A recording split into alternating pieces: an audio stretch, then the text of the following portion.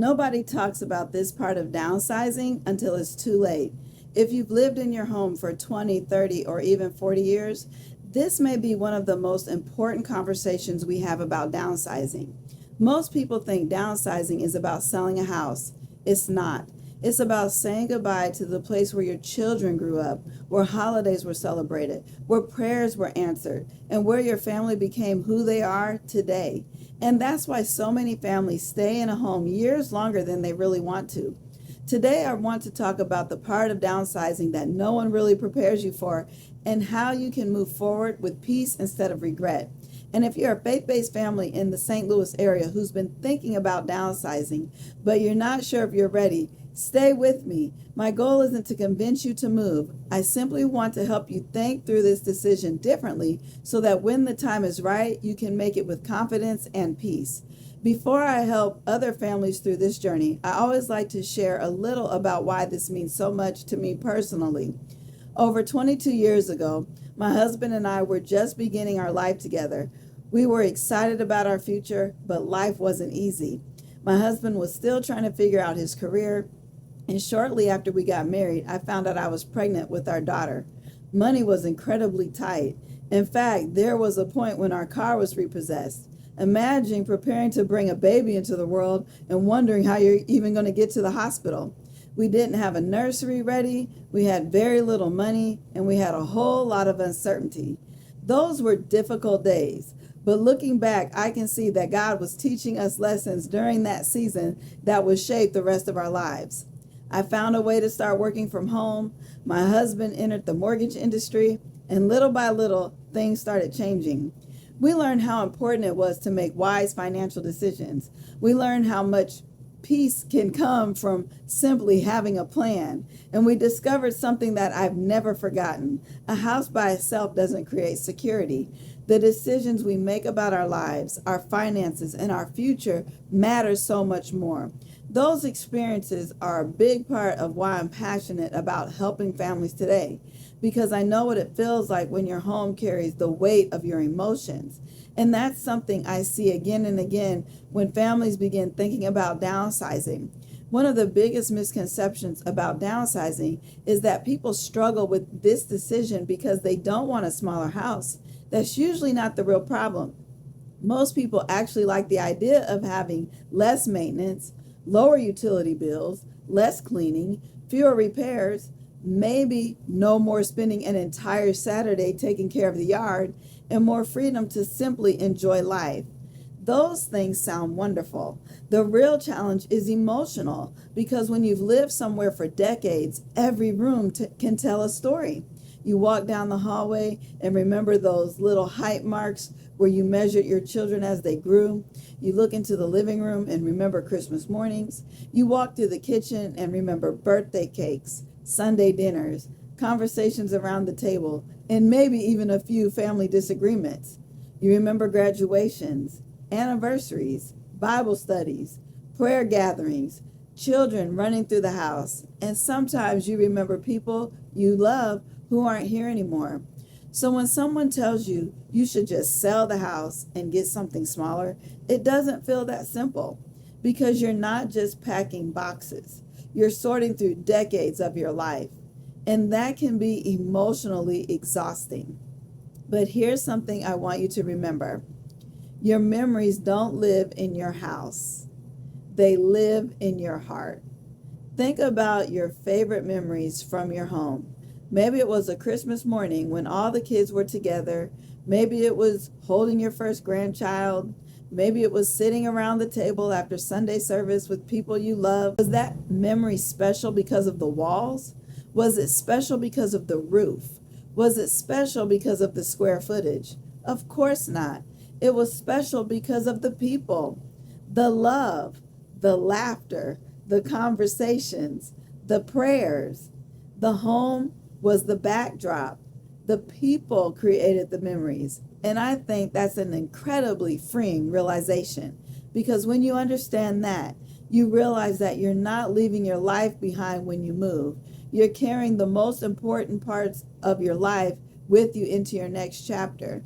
Now, if you're thinking about downsizing and you're feeling overwhelmed by everything you've accumulated over the years, I want to give you 3 questions that can help.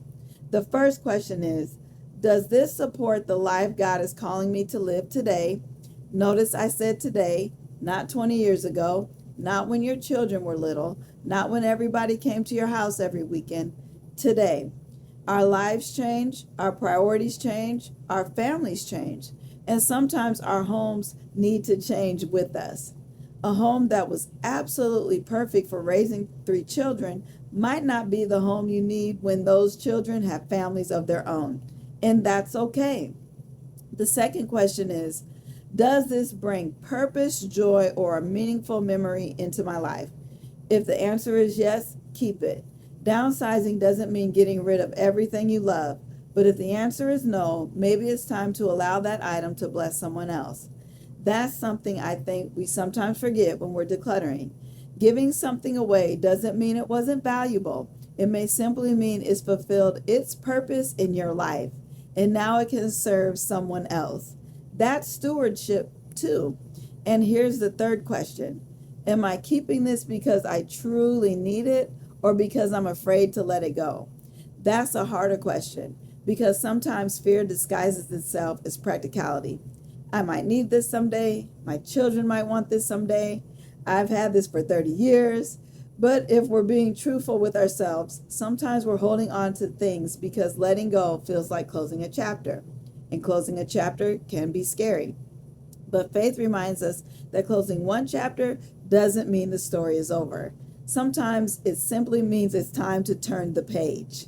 And that's also why I encourage families not to wait to downsize when it becomes an emergency. A lot of people think waiting is the safest decision, and sometimes waiting does make sense. But sometimes waiting actually takes choices away from you. The house needs more maintenance. Repairs become more expensive. Cleaning becomes harder. The stairs become more difficult. That yard that once brought you joy starts feeling like another responsibility. And suddenly the move you could have thoughtfully planned becomes something you have to do quickly because of circumstances you didn't choose. That's what I want families to avoid. Planning ahead doesn't mean you have to move tomorrow. It simply means you're giving yourself options. You can learn what your current home might need before selling. You can begin going through belongings slowly instead of trying to do 30 years of decluttering in 30 days. You can explore communities around St. Louis. You can think about whether you want a condo, a villa, a smaller ranch home, or another low maintenance option. You can consider how close you want to be to your children and grandchildren. You can think about your church community. You can look at your finances. And most importantly, you can pray about the decision without feeling rushed. That's a completely different experience than having circumstances make the decision for you. Now let's flip the conversation about downsizing entirely. Instead of asking, what am I giving up? Start asking, what am I gaining? Maybe you're gaining weekends that aren't spent mowing the grass. Maybe you're gaining freedom to travel. Maybe you're gaining financial flexibility. Maybe you're gaining more time with your grandchildren. Maybe you're gaining more opportunities to serve at church. Maybe you're gaining the freedom to say yes when someone invites you somewhere because you don't have a long list of things waiting for you at home. Or maybe you're simply gaining peace. And peace is valuable. That's why I don't like thinking about downsizing as downgrading. A smaller home doesn't automatically mean a smaller life. Sometimes it creates room for a bigger life, a life with more relationships, more experiences, more generosity, more flexibility, more purpose, and more time for the things that matter most. For faith-based families, I think there's another important part of this conversation. We're called to be wise stewards. We usually think about stewardship in terms of money, but we're also stewards of our time, our energy, our talents, our resources, and yes, even our homes. Sometimes stewardship means taking care of what God has given us, but sometimes stewardship also means recognizing when something has served its purpose. There are seasons when holding on is right and there are seasons when letting go is right.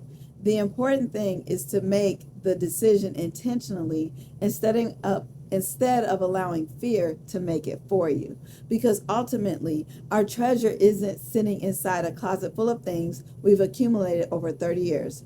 Our treasure is found in relationships, faith, family, purpose, community, fellowship. Those things aren't attached to an address. They move with us. And that's really why I love helping families through this process. I don't see myself as someone who simply lists houses. I see myself as someone who helps families navigate a major life transition. Every family has a story. Every home has memories. Every decision comes with emotions, and every decision deserves patience. I want the families I work with to feel heard, not rushed, not pressured, and definitely not like there's simply another real estate transaction. Because this isn't just about selling your current house and buying another one. It's about deciding what you want the next season of your life to look like. And I believe that next season should begin with peace. So, if you're a faith-based family in the St. Louis area and you've been quietly wondering, is it time for us to downsize? I'd love to have a conversation with you. You don't have to have everything figured out. You don't even have to be ready to sell. Sometimes the first step is simply sitting down, looking at your options, and creating a plan. No pressure, no rushing, just an honest conversation about where you are today and where you'd like to be and what would make the most sense for your family. And if you're not ready for that conversation yet, that's okay too.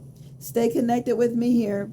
I'm going to continue sharing practical downsizing advice, St. Louis community information, and guidance specifically for faith-based families navigating this next chapter. And before you go, I'd love for you to answer one question in the comments. How many years have you lived in your current home? 5 years, 20 years, 40 years? I genuinely love to hear your story. And if you know someone who's been struggling with the idea of leaving a longtime family home, share this video with them. They may need to hear this reminder today. You are not leaving your memories behind. You're carrying them with you. And sometimes making room for your next chapter means releasing what served the last one. And when you're ready, I'm here to help you find a home that gives you more time and freedom to focus on what matters most: faith, family, and fellowship.